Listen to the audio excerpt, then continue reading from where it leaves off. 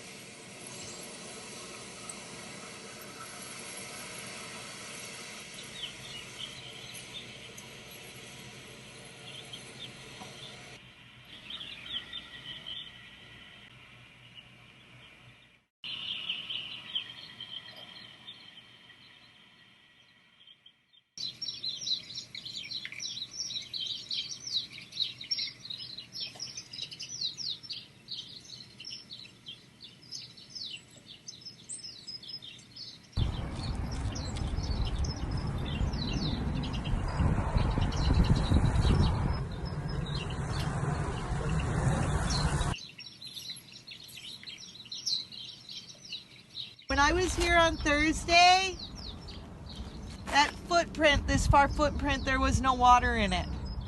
So the water's flowing down and coming up. This water's coming from underground, not above. This is proof positive, guys. There's fresh water galore underneath our feet.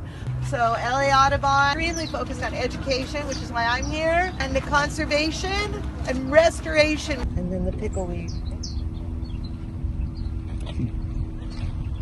This is a great spot to take the students. And I love the little round balls that they dig out. Ballona Creek, remember, from Centinela down, it's all bubbled on.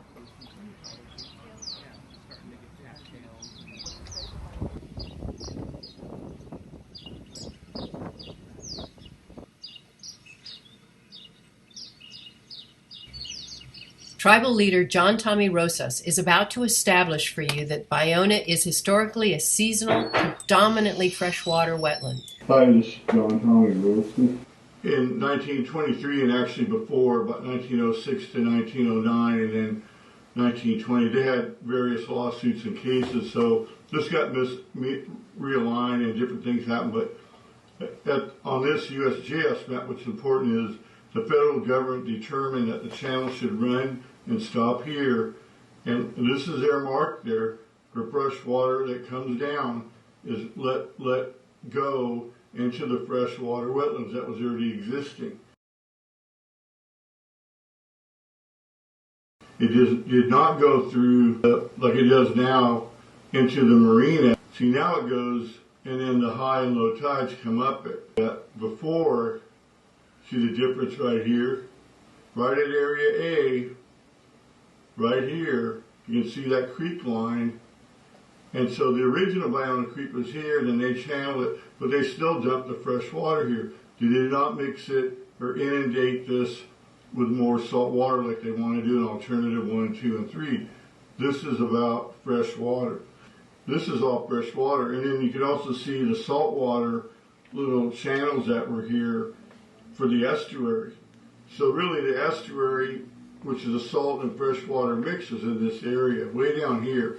So this shows that it was existing, and that the Army Corps, in their graphic, in their map, and their design and everything to dump the water right here was for fresh water.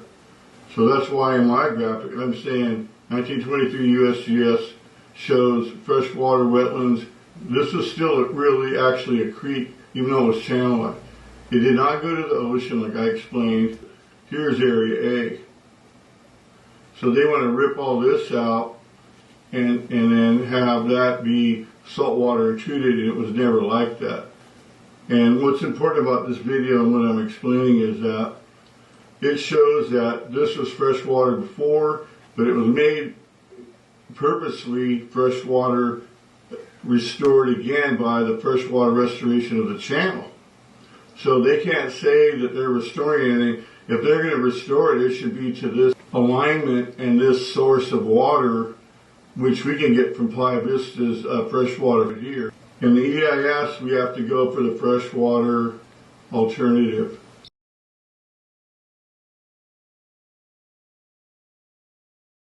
I would just like to speak today. I'm Margot Griswold, a restoration ecologist with over 25 years experience in Southern California and throughout California. I've worked on the West Bluffs project, designed and oversaw implementation on the restoration of the bluffs. And before that, worked on some aspects of water, fresh water, in regard to McGuire Thomas, the previous developer of the Playa Vista area. So I have some knowledge of the area. And I would just like to say that I am dismayed that in the alternatives for the project, that no alternate to the 3 full tidal wetlands was offered. So first of all, it's a violation of CEQA.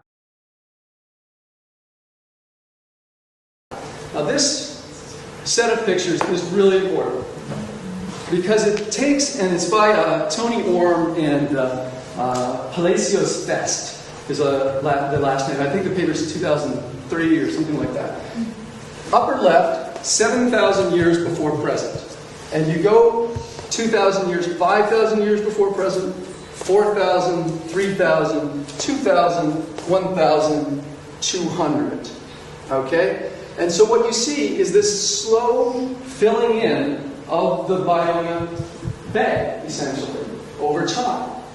And back there, that's inherited space probably, but slowly it fills in with these sediments. And you can see about 3,000 to 4,000 years ago, it basically turns into hydraulic space because there is this spit that goes across and closes it in, sort of like what Morro Bay almost looks like. Right? So it's gone through that phase. And this here is a hydraulically defined opening.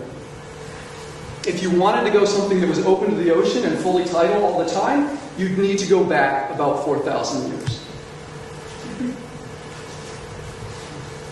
So, our model predicts frequent closure. It's terraced, but part of a prograding system. Large size, okay, if you include the Elder River, it's large size. If you don't, it's a little bit smaller. High exposure hydraulic system, and this is our generalized model for that. Some of the time it should be perched, most of the time it should be closed, and when it does open, it opens real good down to the low, in the low tide area, the low intertidal.